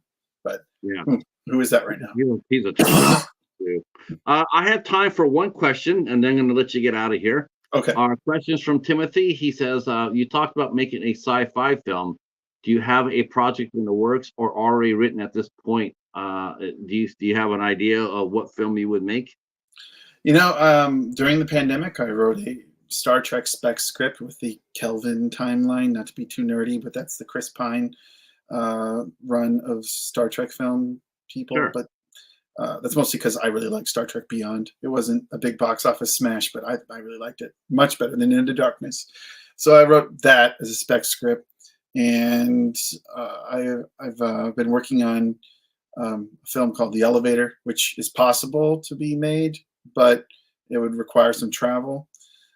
But that's, if you raise the funds, it'd be possibly made. So, I would prefer to make a science fiction film that's closer to, say, satire than Star Trek travel. But that's because getting a starship set to look good and not look like an iteration of Star Trek would be important to me. And, like Firefly or something like that, or for Serenity, where it's just very clearly its own thing, and that would be important. But yeah, science fiction. If you wanted to go watch the short film, if you just YouTube search "Responsibly Wild," no shortcuts.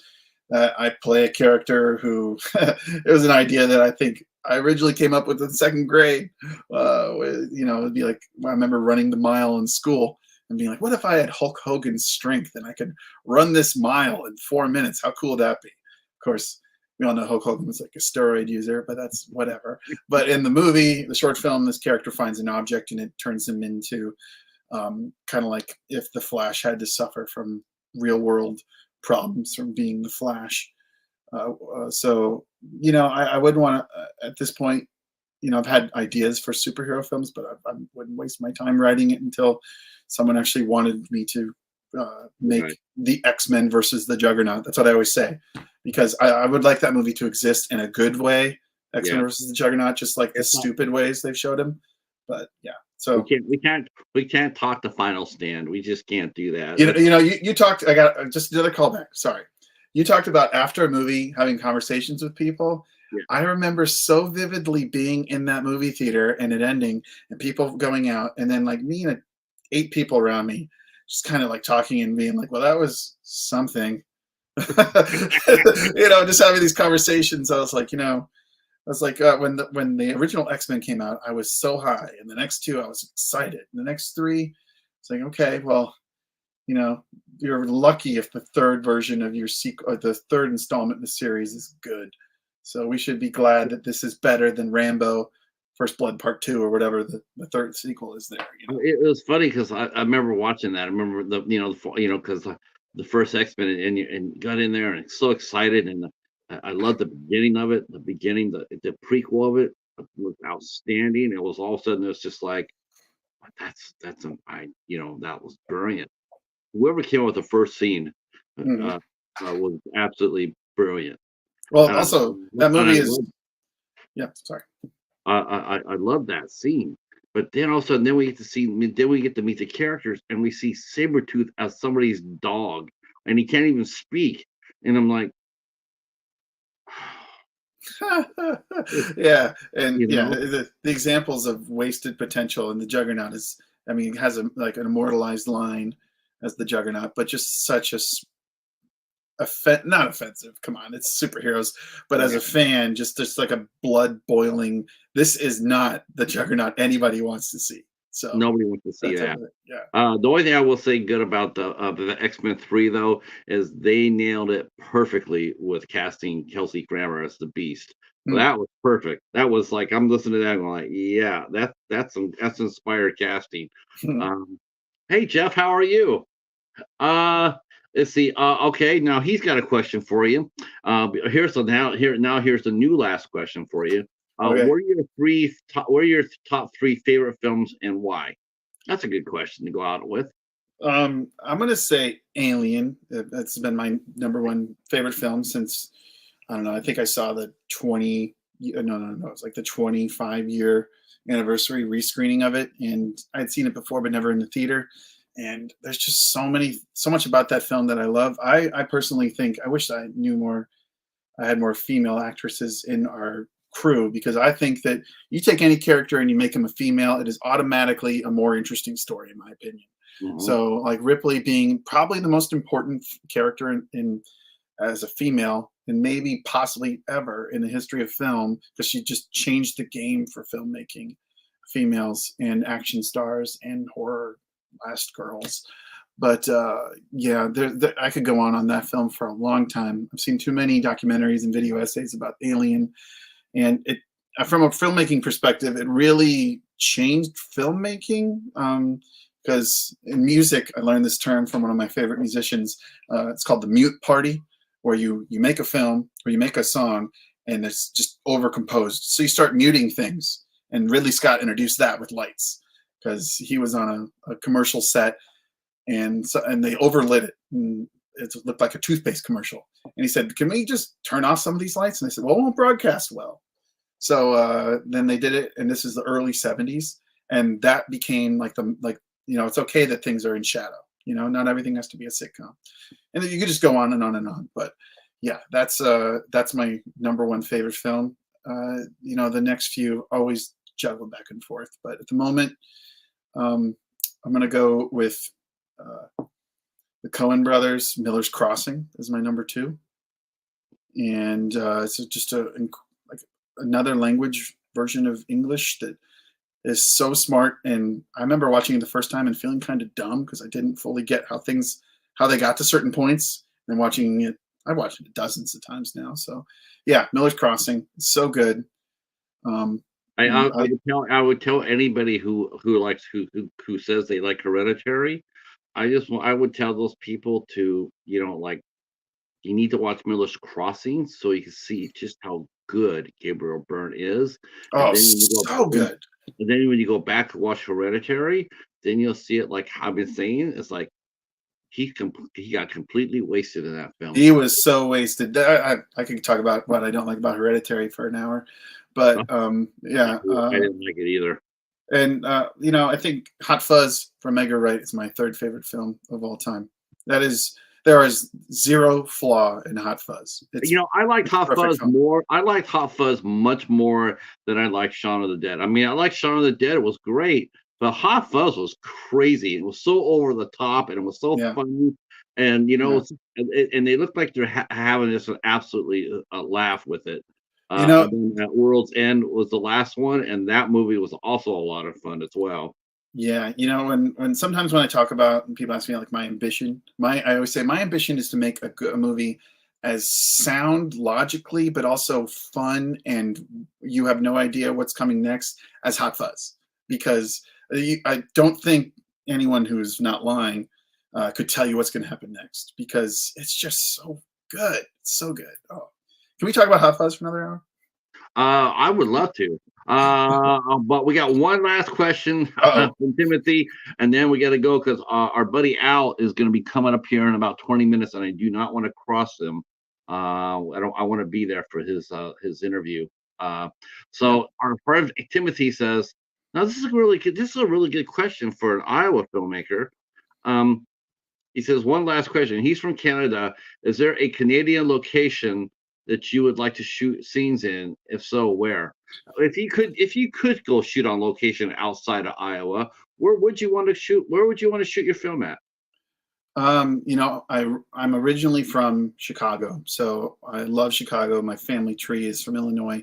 Many of them are in Chicago, so that would be easily the number one place to go. I just love the city. I wrote a feature film called "We'll Get Him Next Year" that was about a guy who loses his job and has just like a mental breakdown and goes to a Cubs game instead of going home and tell his wife that he lost his job.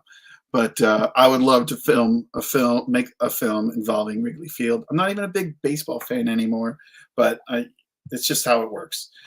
So that's in America and anywhere, period, sure, or the mountains. But in Canada, I've been to Canada 3 times, Toronto and Montreal. And so, of my experiences, you know, of those experiences, I'd probably say Montreal because it's so unique and interesting. And like, there's a movie featuring Robert De Niro and Marlon Brando called The Score that's set in Montreal that just makes it look really cool. It's not the best film, but I do love Montreal.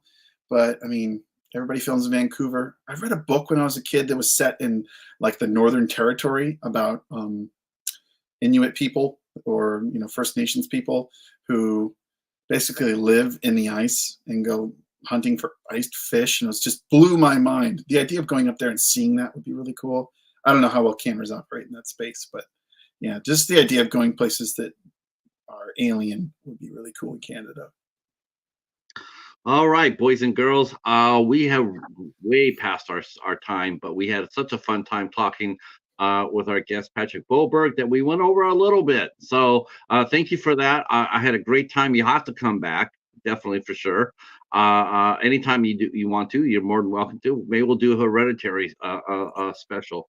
I would do that with you. I don't need a dog film. So. I would actually do that with you. I would, in fact, I might even take you. I might even do that. I might have you come up because I got an idea. I got an idea. I'm going to cook up. Friends of ours do a movie called, like Defend. Like you pick a movie out and you have to defend it. Mm. And I'm thinking that you and I should go over there and make them defend their why they like Hereditary, because I think we chew it up. I'd have to watch it again, but that'd be hard for me to do because I don't like it. Don't like it either. Don't like it either. All right, tomorrow night we will be back here with our friend Sam Gregula, also known as Count Gregula. He is a horror host, and he will be here tomorrow night, and we'll talk all things B movies tomorrow. I have never had a horror host on before, so I really, really hope that he comes dressed up. That's what I really am hoping for. I'm hoping he will hear this and he will come dressed up, and we will be talking about public domain movies. We'll be talking about Swinguli, Elvira, his career. If there's a future for horror hosts, which I think there are, I do. I think he can do it here, either here or he can do it on TV. And he will be here tomorrow night at 8 o'clock. And then on Thursday we have we have the lovely Donna Hamlin will be here with us, and we will be talking with her. She has done a ton of horror films and look good doing it. All right, 10 o'clock, we're all heading over to Al Ducard's channel. Type in Al Ducard. He's having an interview with Michael James Bernard at 10 o'clock. Chat with a bat. I will see you there. Stay right where you're at for a minute, Patrick. And for everybody else, thank you so much. Yes, we will see you in a couple minutes, Michael. Why don't you show off the movie again? Okay, real quick. Yeah, look at that. Look at that. That's awesome. I cannot tell you. I cannot tell you how freaking cool that is. Available on Amazon. I can't tell you. All right. That's it for us. So thank you so much. We will see you guys tomorrow night. Peace. Yeah, stay right where you're at, Patrick. We're going to talk for one more minute. Okay.